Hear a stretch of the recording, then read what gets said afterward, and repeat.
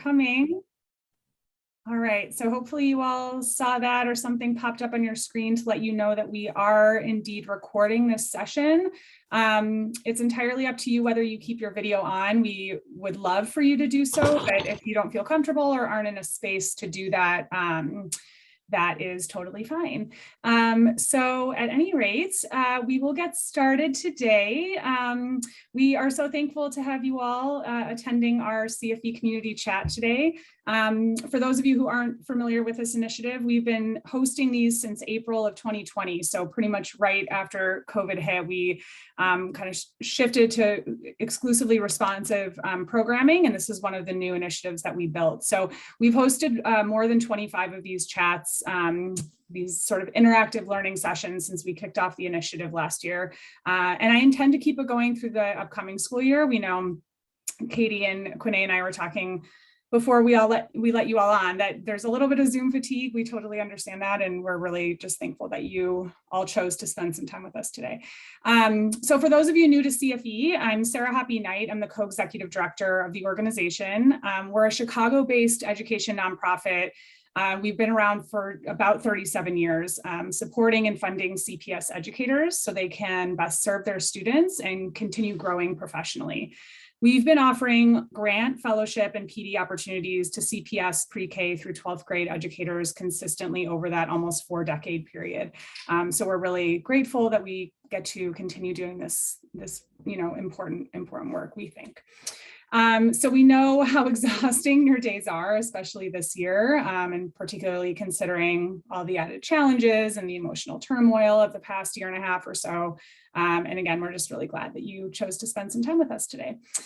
So a few quick notes before we get started. If you have any questions during today's session, you're welcome to pop them in the chat, or you can just use the raise your hand function if you would prefer to speak them aloud. Questions coming through the chat box and the raise your hand piece of things will be monitored and addressed throughout the presentation. So don't be shy. Definitely, pop in or pop something into the chat if you have a question. And then, as I mentioned before, this will be recorded. It is being recorded, and the recording will be posted along with any associated resources from today's session on our website. So I'll share that link with you in a little bit, and then I'll send you a follow-up email tomorrow or the next day, just with some, information and any resources that we want to share with the group. So let's get into it. Quinae Jackson is our presenter today. She's worked in education for 10 years and is currently the East Coast brand ambassador for Nearpod. She's passionate about sharing ways for educators to maximize instructional technology and facilitate learning environments that promote discourse and collaboration. She aspires to transform the face of education for students and educators across the country. Quinae believes that by beginning with the end in mind, teachers, students, and all stakeholders will strive for and often exceed expectations. So joining Quinae today is her colleague, Katie. Katie's the CPS Partnership Manager for Nearpod and will be the person monitoring the chat box during today's session primarily.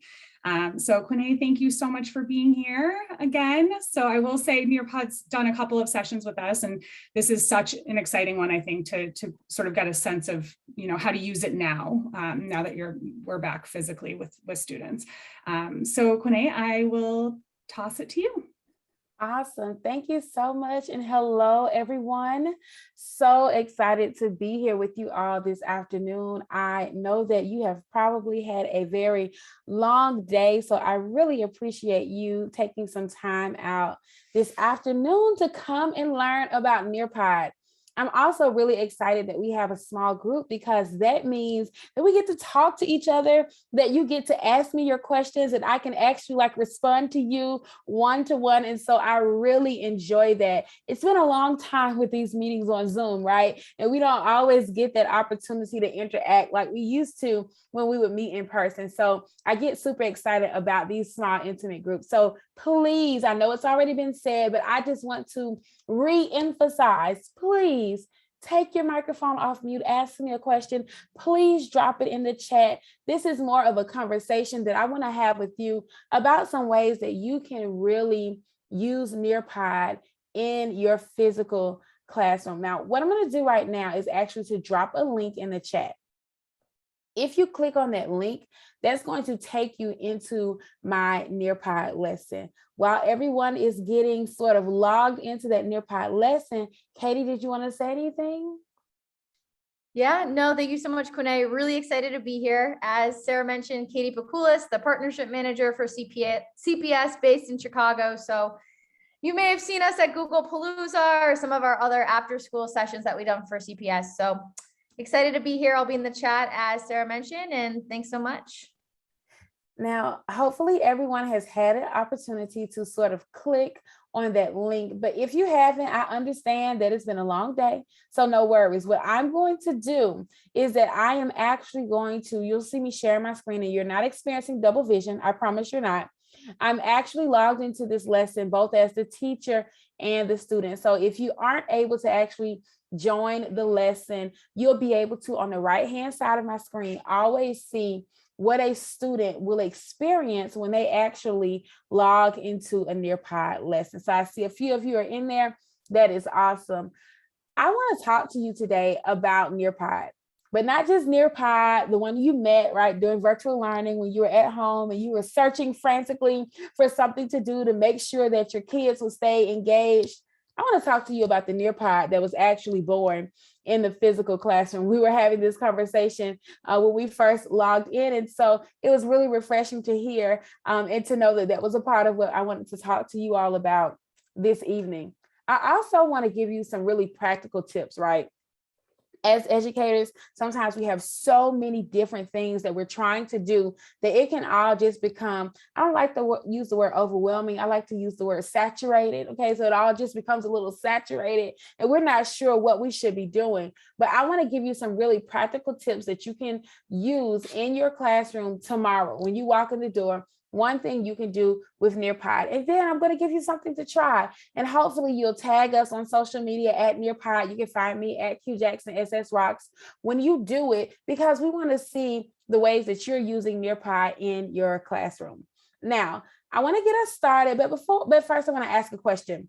When you all started the school year, I know one of the things that I've heard a lot around the nation is that you had to do a lot with relationship building because many children just were no longer accustomed to coming to school, being in the classroom, and having that interaction. Is that something that you all experience? You can let me know in the chat, or you can use your reaction buttons if you like. Is that something that you all experience? That need to really dig in on building those relationships, helping students understand what school was really and what you have to do there. One of the things that I found that you could do with Nearpod was a really good getting to know you culture building activity. I don't want you to feel like you have to do all the things. I want you to find one thing that is really going to help you use technology in a way that you just perhaps did not think about it. So I want to show you this activity that I made. This is a matching pairs. This is a memory test activity. And memory test is basically, it's going to show students face down cards. And what's going to happen when the students click on those cards, it's going to actually reveal an image. The objective of this game is, of course, for the students to have identical images. But this game, it serves two purposes. Why? Because relationships building always begins with getting to know the other person. A lot of the times we'll have that PowerPoint that we put up and we're like, I'm Quinay, I'm from Georgia, and this is my classroom, and we're going to go by these rules. And I missed you all. Welcome back to school. And the kids have seen that PowerPoint in every single classroom that they went to, right? Because everyone has that hello, it's me PowerPoint. Well, imagine using memory tests, and all that you're going to do is you click here, and what you'll see once you begin clicking, you'll see that there are different images here. And what happens is that the students actually can get to know a little bit about you while they're engaging in this fun game on Nearpod. And it's something fun for them to do, but then it also becomes something fun that they can talk about. So yeah, I am from Georgia, but I didn't just tell you that on a PowerPoint. And yes, I do love tacos, but you discovered that by playing this game. And yes, I did graduate from Miles College, but I didn't just tell you that. Again, you're seeing all of this information. And then at the end, you get to introduce yourself to your students in a way that you really just did not think about doing it.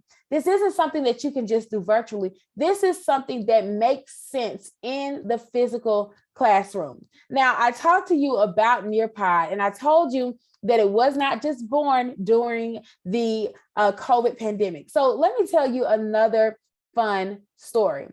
Nearpod was actually born in the physical classroom. Think about that name, Nearpod. Any guesses? Anybody have any guesses? Well, the people who created Nearpod knew that students would be using iPods. And guess what? They had to be near each other. So the first version, Nearpod 1.0, students were sitting in a physical classroom with iPods and they were near each other. Now, of course, technology is way more advanced now. You don't have to be near each other to be using it. But I want you to know that Nearpod was born in the physical classroom. It was built with formative assessment in mind. It was built to connect teachers and students, to prioritize SEL, to maximize instructional planning, and to provide you with multiple solutions in one.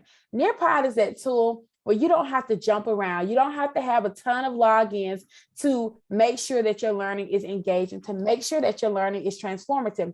With Nearpod, you're going to be able to create lessons that work in any environment and really eliminate the need for other tools. I know we all have our favorite tools that we like to use. Sometimes we use one tool for slides-based interactive lessons. We have one that we're using for interactive video, one for gamification and activities. And it's great, right? Variety is the spice of life, except when you can't find your seasonings in your kitchen cabinet, right? It's all behind each other. You're looking around trying to find what you're looking for. There are too many passwords. There are too many tabs open, and it just becomes all too much. But with Nearpod, what you're getting is one platform with multiple ways to teach. You want to do an interactive lesson, virtual reality, you can do that in Nearpod. You want to do interactive video where you can embed formative assessment questions right in that video. You can do that in Nearpod. You want to do a game, you want to do an activity, time to climb, matching pairs, that memory test that I just showed you to get to know the teacher. You can do all of that right in the Nearpod platform, and you don't have to go anywhere. So instead of having to go here, there, and everywhere, with Nearpod, you get all of the things. Digital content, you're going to find over 15,000 lessons in our lesson library. Lessons, videos, activities that are standards aligned, that are rigorous, that are pedagogically sound, that are built in partnership with people that you know, love, and trust, like Quill, like iCivics, like Common Sense Media. You'll find all of these different types of lessons in the Nearpod lesson library.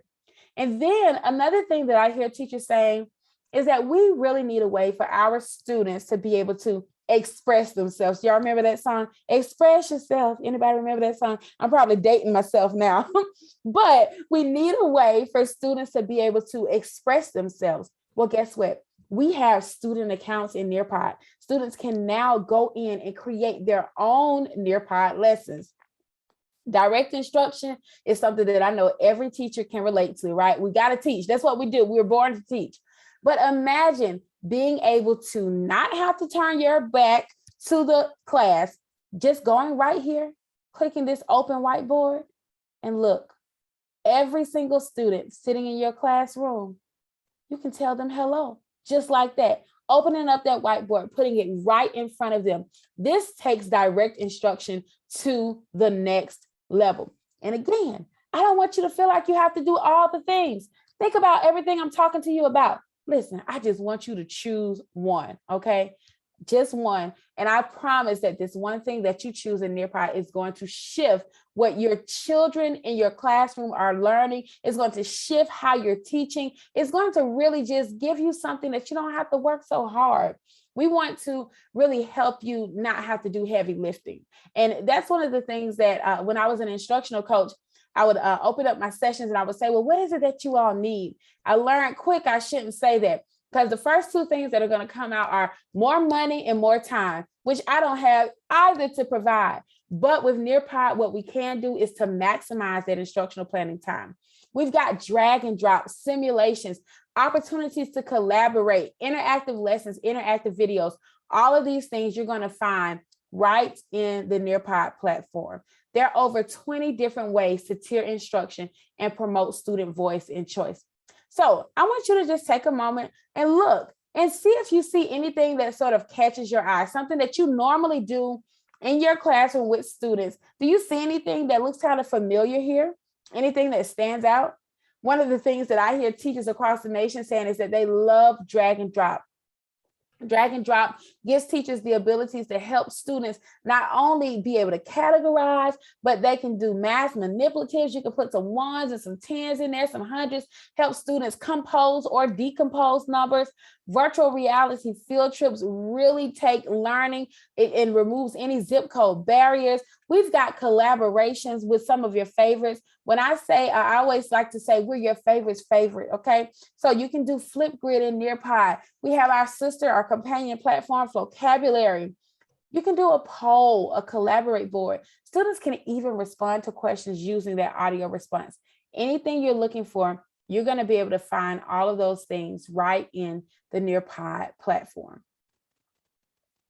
We really give you tools that help you empower your students. We want to give you engagement from the very beginning. One of the things that would happen to me in my classroom is when I'm getting everyone settled in, I have a couple of students, if I don't give them something immediately to work on, oh, they are having a party. They're like, party, party, party. Well, when you use Nearpod, one of the first tips that I could provide for you is that you can put in an activity as the first slide in your Nearpod lesson. So that way, when your kids are logging in, they have something that they can work on without any distraction. And so maybe that's your one thing. Maybe tomorrow you start your Nearpod lesson with an activity at the very beginning. Another thing that I hear teachers saying is that, listen, we've been at home, these students have been at home, and I really don't want them on the device like that. I really want to have some time to connect with them, to allow discourse to emerge organically in my classroom. Did you know that you can use Nearpod as in the front of class mode? You can actually project your lesson, and you don't have to have students to join from their device. Just build in some predetermined checkpoints for understanding, and then use those as discussion prompts in your classroom. Discourse and exploration are going to be happening in real time in your classroom. So if you want students using the device, if you want students just to use what they have inside and engage in discourse, you can use Nearpod to empower and to promote student voice and choice in your classroom. Hopefully, you've already seen a couple of things that you can do in your classroom to really kick it up with Nearpod. But I'm not finished yet. I want to share some more things with you that you can do in your classroom tomorrow. So let's talk about effective instruction. Now, I've already shared with you that open whiteboard that really is going to take that direct instruction to the next level. But did you know that when you use Nearpod, you also have access to our live annotation tool? What does that mean? When you're teaching, if you want to bring emphasis, if you want to help students really understand a particular thing that you're projecting on a slide, you can click here at the bottom of the screen on this little blue circle and pencil. That's going to open up your live annotation tool. I can come right here and choose a color. And when I do, look, just like that. Do you see what's happening on the right-hand side of my screen? Now it's live annotating for each and every student. Now, I don't know what grades you all teach, but I taught elementary and I taught middle school. And something that would happen in the elementary classroom and the middle school, if I'm being honest, is I would say one thing, and then somebody would raise their hand and they would ask me the one thing that I just said.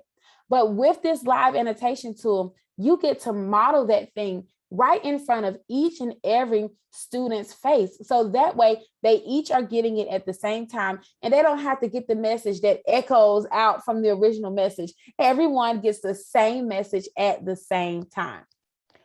If you've been teaching for any amount of time, you know, like I know, that flexibility is key, right? You're teaching, you get in it good, and you're like, oh, I'm on a roll. I'm teaching this thing. These kids are understanding. But then from somewhere out of nowhere, a roadblock pops up, and you're looking around and those faces are like this. We all know what that look means, right? Somebody tell me in the chat, what does this look mean?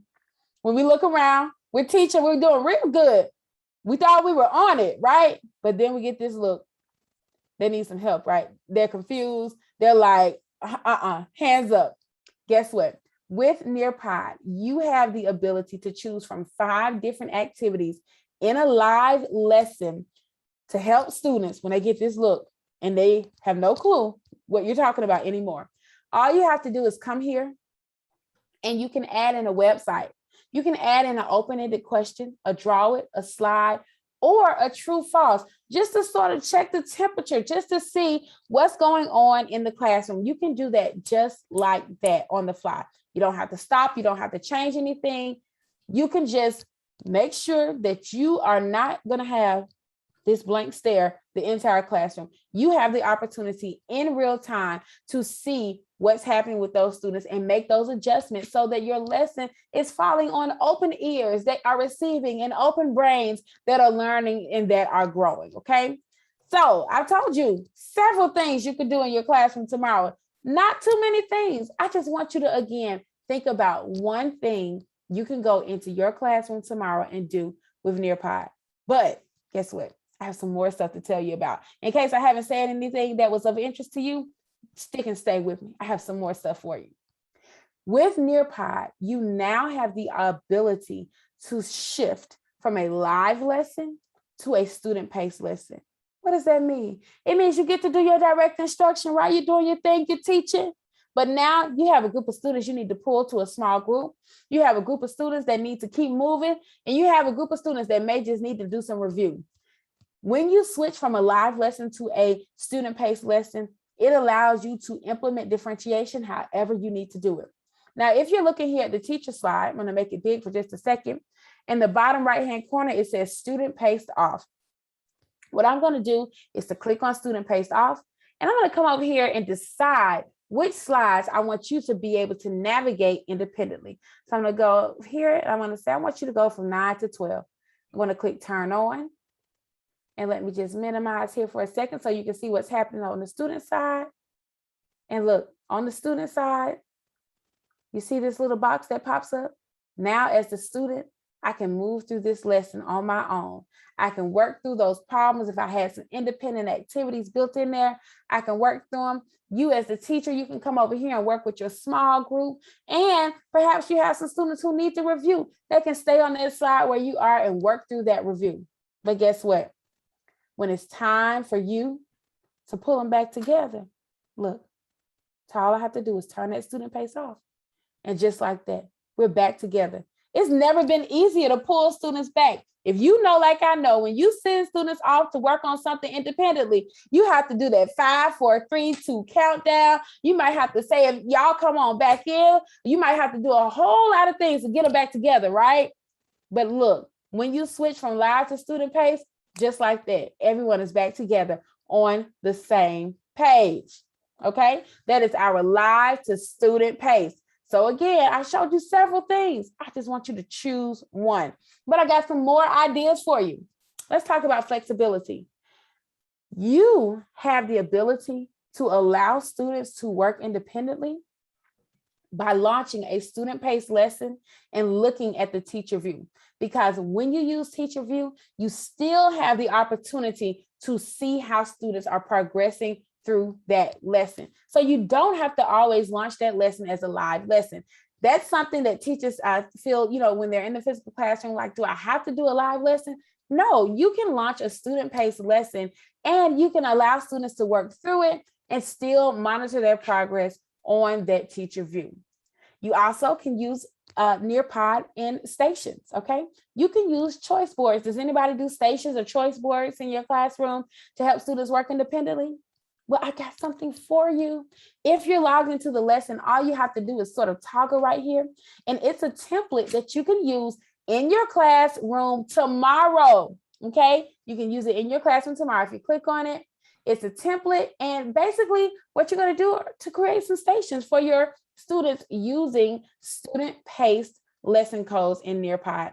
If you need an example, here's one that I made. I'm a former social studies teacher, so of course my choice board is going to be about social studies, but you can make your choice board about whatever you like to make it about. But it's a great way for students to be able to work through in your classroom, and really you're giving them the independence, but also building in the differentiation using Nearpod in a way that perhaps you weren't using it before, but in a way that really makes sense in the physical classroom. So hopefully everyone has their copy of that choice board before I move forward. And once you open it up, the only thing you have to do is click file, and then make a copy, and you'll have your own copy of that choice board, that you can repurpose for your own purposes, okay? So now you're leaving with something tangible and you're leaving with tons of ideas, but just remember, just focus on one thing. I don't want you feeling saturated. I want you to leave here feeling free, okay? So choose that one thing that you're gonna do in your classroom tomorrow. But maybe I haven't said anything that you like. Guess what? I have some more ideas for you. Some tangible things that you can do with Nearpod in your classroom tomorrow. When we think about technology and when we think about our classrooms, it's very important that we have inclusive classrooms, that we give all the students in our classrooms a way that they can access learning, that we don't leave them feeling left out, that we don't leave them feeling like they're not a part of our classroom, that they're not a part of our learning. Well, guess what? Virtual reality is a great way to enable students to become the protagonists of their own learning journeys. It really helps you to help students build background knowledge. It helps you to teach students how to investigate, and it helps you to teach students how to really broaden their horizons. We have a partnership with 360 Cities. You'll find over 350,000 virtual reality lessons in our Nearpod lesson library. So using virtual reality is really a great way to ensure that you have an inclusive learning environment. We also, with our open-ended questions, you can use those student audio submissions. So perhaps you're using open-ended question to see how students are doing, to see how they're progressing, or to really capture some comprehension after you're reading a novel or after you study a particular concept. And for many of the activities that you find in Nearpod, you're going to be able to build in reference media. That means that you can build in remediation or acceleration right into your lesson so that you can provide support and access right when students need it, okay? Hopefully at this point, everyone has something that they can do in their classrooms tomorrow. What I want to do is to now do a little Nearpod. Let's go into a lesson. Let's have a little fun, and we'll do some lessons so that you can do a Nearpod lesson so that you can see how some of these features actually work. What do you all, is that cool with you all? Any questions that you all have about Nearpod that I perhaps haven't answered? Are y'all ready to have a little fun? I hope you are ready to have a little fun. I'm looking at the chat. I don't see any questions. So we're going to jump right into an example. Again, remember, we're talking about one thing. This is a collaborate board. I know SEL is a very popular topic, right? Everyone's talking about SEL and asking you to incorporate SEL in meaningful ways in your classrooms. You can do that with Nearpod.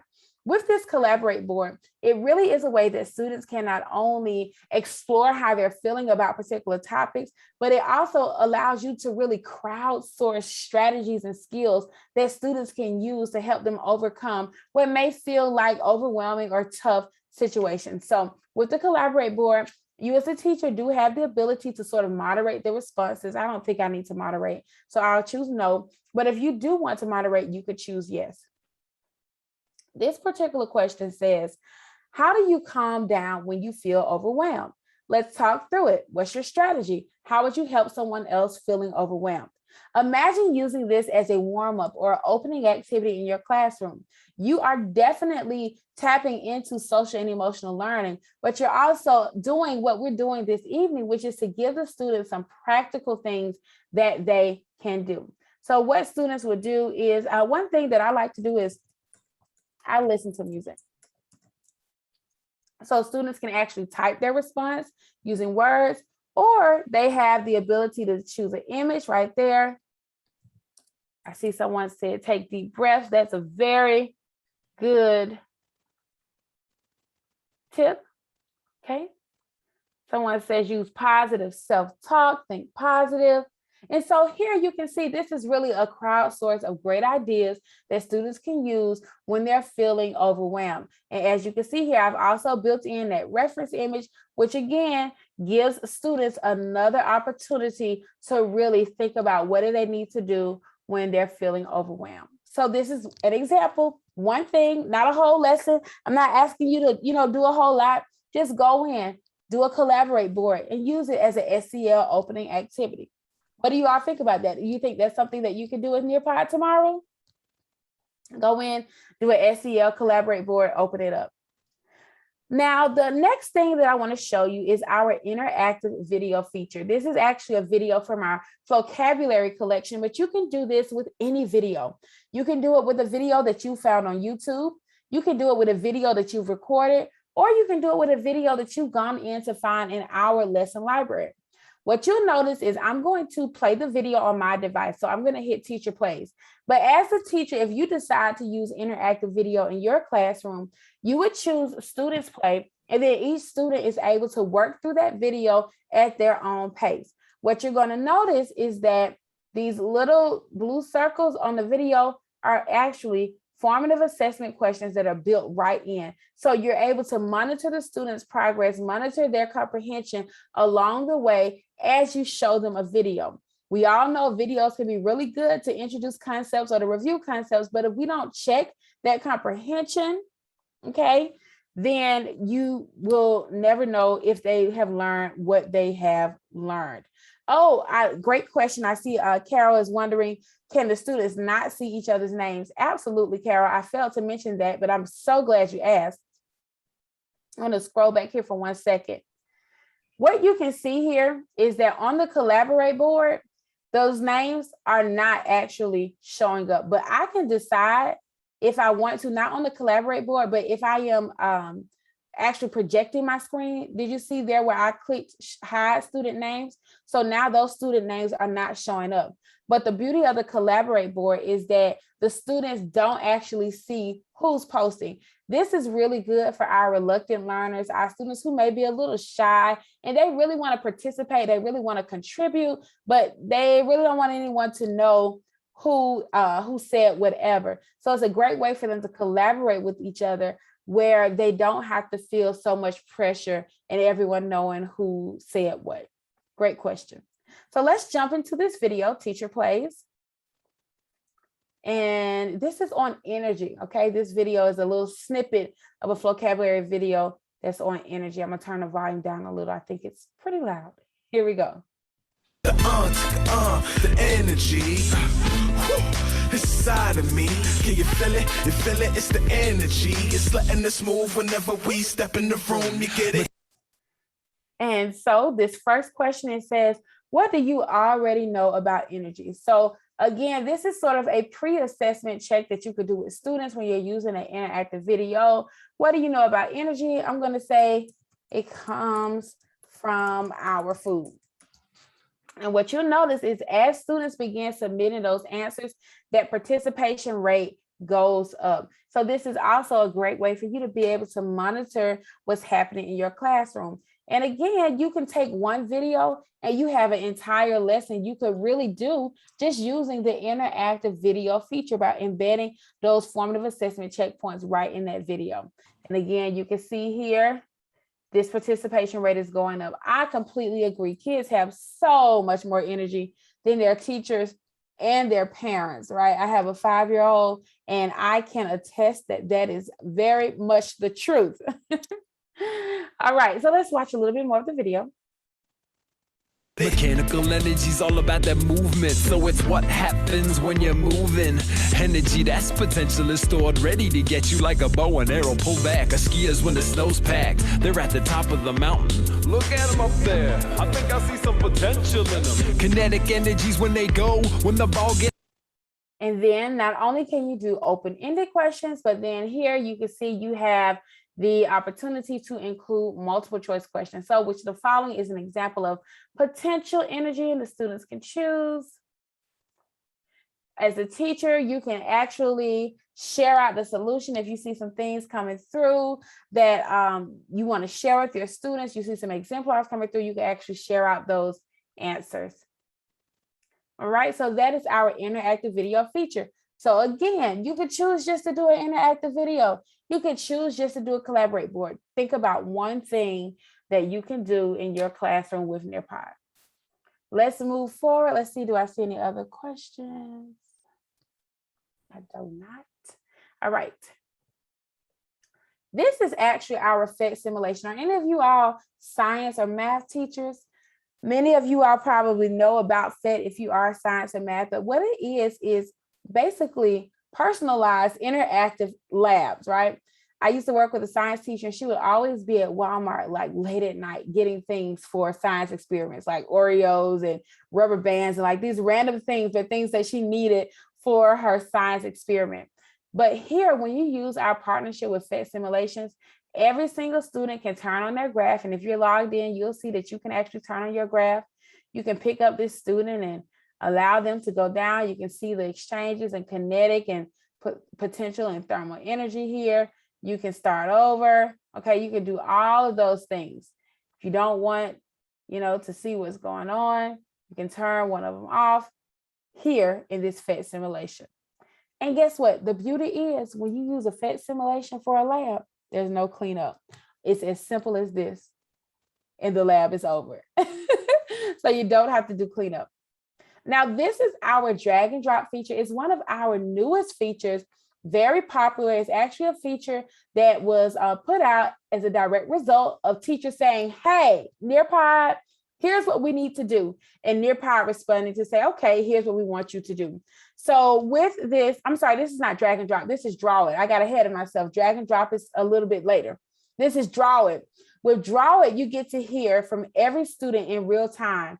And what's beautiful about draw it is that when you're in the physical classroom, at max, you probably can see like 3 or 4 papers, right, at one time. But when you're using draw it, over here on the left hand, you can see that every single student response is coming up. Okay, I'm gonna just label it there so you can see. You can see if that work is in progress. You can see if that student has not yet started. And when it turns green, you actually can see that that student has turned in their work. So again, this is us using technology to do something that just really was not possible before. Hearing from every single student at the same time, it just was not possible before. So yes, this was nice in a virtual setting, but in the physical classroom, it's even better. Why? Because you get to maximize that face-to-face time by not having to walk around to each desk or not having to collect each paper, by being able to use this teacher dashboard in a way that can really support you in building those relationships, making that connection, and really ensuring that students have a good understanding of the instruction that's taking place in your classroom. Okay, so this is draw it. I said drag and drop, but I was wrong. It's draw it. I got ahead of myself because I really like drag and drop, and I'm really excited to show it to you all. So any questions thus far? We talked about interactive video, collaborate board, PhET simulations, draw it. Anybody excited about something you can do tomorrow? You have a lesson that's coming up and you were like using a PowerPoint before and you're like, wait a minute, this Nearpod thing is something I can get with. I'm going to use Nearpod for that lesson. I hope that's the thought that you're having. Please let me know if you have any questions. I am happy to answer them. The other thing that's really cool about Draw It and many of the other activities is that you can also share out student responses. You know that lost look that I showed y'all? Sometimes it would happen and I would ask another student if they could, explain because maybe they understood it a little better. And when they did, guess what? Oh, the light bulbs went off. But imagine being able to share those exemplars without actually having anyone have to say anything. I was able to share out that exemplar. So now everyone gets to see the answers that were coming through or the process that this particular student used. Okay, so that is that ability to share right in our Draw It activity. I'm going to move forward. Now, this is our virtual reality field trip. Remember, I talked to you about our partnership with 360 cities. This is a virtual reality field trip, but it actually is keeping in line with the lesson we just did on energy. So it's at a skate park. And so students actually can see in real time what kinetic energy looks like, what potential energy looks like. And you didn't have to leave the classroom, even though, it feels like we've been in this pandemic forever and we're hoping that it's ending soon. Field trips are one thing that I have not heard anyone saying are coming back anytime soon.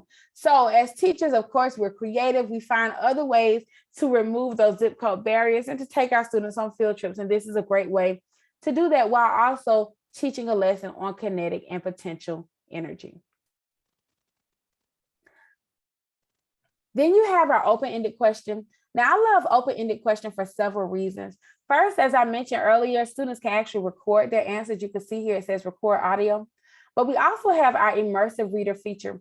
Immersive reader is going to allow all the students in your classroom to access the learning. What do I mean? If you click here on this dictionary and this megaphone, not only will it read to students in English, listen. Why would this type of question be better digitally than verbally with a whole class group? But if I click on this dictionary here and I go down to translate, I can choose a language, okay? Any language. Click document and watch this. Do you see what just happened? It translated the words and listen. Pourquoi ce type de question serait-il meilleur numériquement que verbalement avec tout un... Now, imagine being in a classroom. Not only do you have students who need to be read aloud to, you also have students who may not speak English as their first language. You can use this immersive reader feature, which is not only available on our open-ended question, but it's available on so many of our other activities, the slide editor, on all of these different activities, you can use this immersive reader. And every student sitting in your classroom has access to the lesson that you're doing in real time. Nobody had to get pulled out. You didn't have to have anyone sitting right there next to the student. They can access the immersive reader and use and gain access to the learning in real time. So those are some of the reasons that I love open-ended question. And now to drag and drop, which is what I was burning to tell you all about. Drag and drop is really one of our newest features, and it really helps you to captivate learners. It helps you to not only give students the opportunity to sort, to really go through and think about the process of things. But what it does is that it gives students the opportunity to demonstrate their thought process. Because as a student, I can move these images over, right? I can see here, and you will see this process happening. But what you'll notice is that when a student's work is in progress, you actually can share out that student work, and they actually can walk through the process of how they're making the choices that they're making. Again, giving you ways to amplify student voice and choice.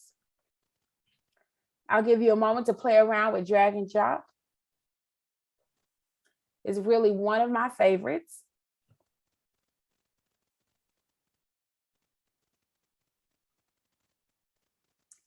Carol, I hope you don't mind me using yours, but I'm going to share it out. And what you'll see is that as Carol is still working through, and if she moves something else, you'll see it begin to move over and go into those squares. Imagine doing this with a student and they actually talk you through what they're doing and how they're thinking. Again, using it in a way that really transforms how students are learning. Okay. So we talked about so many different ideas. I've given you several things you can do, emphasizing just choosing that one thing. Hopefully you all have found one thing that you can do. This last thing I want to show you is a fun game that no one can resist. Everyone loves Time to Climb. Students go crazy for it, adults go crazy for it. It's a gamified activity that really measures both speed and accuracy. So I'm going to move us forward to this Time to Climb game. Oh, I keep skipping ahead of myself. Here's embedded web content. Now, one thing that I used to do as a teacher, if I wanted to take my students to a different website, it could be difficult because once you send them off, it's hard to pull them back in. But with Nearpod, you can actually embed a website right into your Nearpod lesson. And when you're ready to move, those students can move. So if you have a resource that you want them to use, something that you've built elsewhere online, if it's a Google Doc or anything like that, you can put it right into this Nearpod lesson and students can have access to it. So again, another thing that you can do in your classroom tomorrow. Now let's play Time to Climb. You're going to be able to choose your character. There are several different themes. Right now, we've got our Halloween theme going on. There is sound, but I'm going to turn it off for our purposes today. And you actually can choose a character. Several different characters you can choose from. Then you hit start. Once you join that lesson, what you'll see is your students begin to populate. And they really get excited about Time to Climb. Now, this Time to Climb was designed to test your knowledge of everything that we covered today. So let's see how you score up. We'll go ahead and hit start.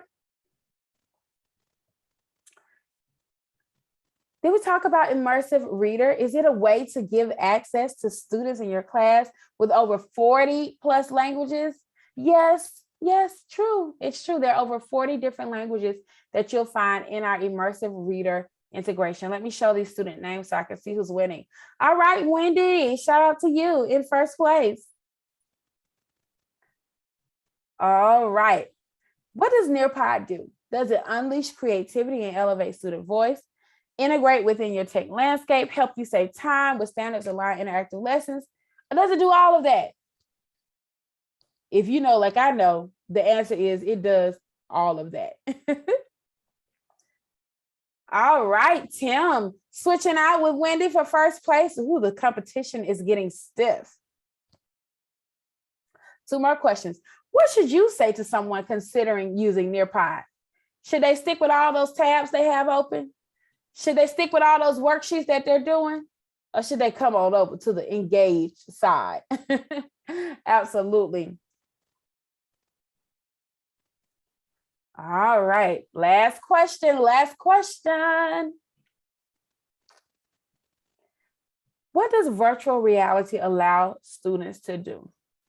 And why is it so great for in-person learning? Because it makes students the protagonists of their own learning journeys. Let's see. Counting down. I know that's probably a weak little drum roll there, but it's the best that I've got, okay? Congratulations, Tim, coming in first place, Wendy, second place, and Carol in third place. So I've covered a lot of information today. Hopefully, you all have identified some ways you can use Nearpod in person. I said today, but it's really tomorrow because you're not going back to school tonight. I want you to get some rest. But tomorrow, this activity is, I'm utilizing a timer, which is something that you can do on our Nearpod activities. Have you identified some ways you can use Nearpod in person today or in your classroom tomorrow? Hopefully you have at least 2 things you can do in your classroom. If not, we definitely want you to reach out to us because we want to get you started. Yay! That means I was a good teacher today. Everybody has something that they can do. Well, listen, it's been a pleasure being here with you all today. I hope if you want to share, I always find that sharing is caring, right? And it's the best way to really learn and grow. So if you want to share with us some ideas you have about using Nearpod in your classroom, we'd love to hear them. If you have any questions, we have about 10 minutes left. You're welcome to turn your microphone on, ask any questions, but hopefully you got something that you can do in class tomorrow. Thank you all so much. Any questions? Let me stop sharing my screen and come back here. Any questions that you all have? I don't see any coming through. I have a question. This is Carol. Yes. I was wondering, I noticed now that I guess CPS has bought into it more because I know my school did, but I noticed we have a school library and what is that? And I accidentally put something in it the other day and I don't know how to get it out of there. And I don't know if anybody notices at my school, but I didn't really want it in there and I couldn't figure out how to get it out. Great question. So unless you are an administrator, you will not have the ability to remove anything from the school library. But let me show you what it is. The only thing you'll need to do is to go to your school administrator and just ask them to delete it because they have that ability. It was so easy to put it in. I just want to tell you, because you just click on the 3 dots and it's the very first thing, add to school library, and then all of a sudden it's in there and then you can't get it out. Can you? Yep. So easy to get in, so difficult to get out. So what it is over here, if a school purchases Nearpod for the entire school, they actually can come in and actually get everything organized by department. You could also get it organized. Say if you're doing SEL, you could have all of your SEL lessons in one folder so that every teacher can come in, go in that folder and have access to those lessons that they need to use. There's also, if the entire district were to buy it, there's a district library. So imagine all of your curriculum, imagine all of your, if you have like an AP program or like a gifted and talented program, being able to access all of the things that each of those departments are providing for you in one library. What your administrator will do when they actually go into the school library, they'll just have to, do what you did and sort of click on it, and they'll be able to remove it. I'm not an administrator in this particular school, so I can't. So you'll see here, I have the same issue that you have. But if I were logged in as a district admin, then I could come in and definitely remove the lesson. But just ask your school admin and they'll be happy to do it, I'm sure. Hopefully that answered your question, Carol. It sure did. Thank you. You're welcome. Any other questions? Are you all already using Nearpod? Anybody need help getting started? I'm sure Katie would love to connect with you and get you started and talk with you about getting your school started. So let me stop sharing. I would like to share it. Just personally, I think it's easier to start a Nearpod from the Google Slides, and it's an add-on. That's just my preference lately. I've been trying it both ways, and I think that's easier. And then it automatically goes to Nearpod, but I think that's, for me, it's easier to maneuver. Yes, Carol, absolutely. I use everything I create, I create through the Google Slides add-on. And let me show you all how you do that if you are logged into Nearpod. I'm sorry, if you're logged into your Google account. What you'll do is that you'll open up Slides. For example, this is the lesson that we did today. You can see here that I created it right in Google Slides. So you just open up Google Slides here. And then what you'll do is click up here on add-ons. Now I already have it, so it's there, but you'll click get add-ons. You'll go here and you can search, it's right there, or you can search Nearpod. When you click on it, this will say install for you. It says uninstall for me because I have it already. And then you'll basically come back here to add-ons. You'll click Nearpod, open Nearpod. And then basically you can add all of those different activities I was talking to you about. You can add them right here in this Google slide. And there are embedded activity banks. So you remember that time to climb game that I showed you? If you don't want to start from scratch, you can click here and click time to climb. And say I am it's Digital Citizenship Week, so maybe I want to see something on the internet or something like that. I could type in the internet, and then I could just click there, and the time to climb is ready to go. I can make any adjustments, I can add, do whatever, but we really want to help you maximize that instructional planning time. So those embedded activity banks are a game changer. Thanks for sharing, Carol. Well, I think we're going to turn it back over. It's been a pleasure. Thank you all so much for sticking and staying. I know it's been a long day. I hope that you're able to get some rest. Please feel free to find me on any social media outlet at Q Jackson SS Rocks. Follow Nearpod at Nearpod. We would love to support you and see your Nearpod learning journey. Thank you so much. Thank you, Quinae. Thank you so much. Thanks everyone for joining us. If you have any questions that weren't addressed or things that you think of, in the next day or whatever, don't hesitate to reach out to me, and I'll make sure that I'll answer them. And if I can't, I'll find out who can. If you have ideas for future CFE chats, like I said, we're planning on continuing this initiative as long as it has traction. So if you have ideas or things you'd like to see, people you'd like to have engaged in this type of thing, please let us know.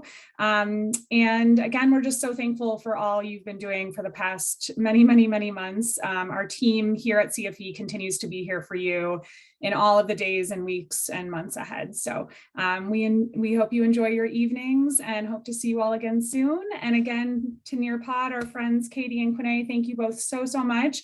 I am going to pop quickly in the chat just my email address and also our resource roundup link. So that's where the recording of today's session will be housed once it's done and up. And again, like I mentioned, I'll send a follow-up email tomorrow that includes this link and then also a link to our survey. So if you would not mind taking a few minutes to do that, that would be wonderful. So thank you all again. Have wonderful, wonderful nights. Bye-bye. Bye, thanks again.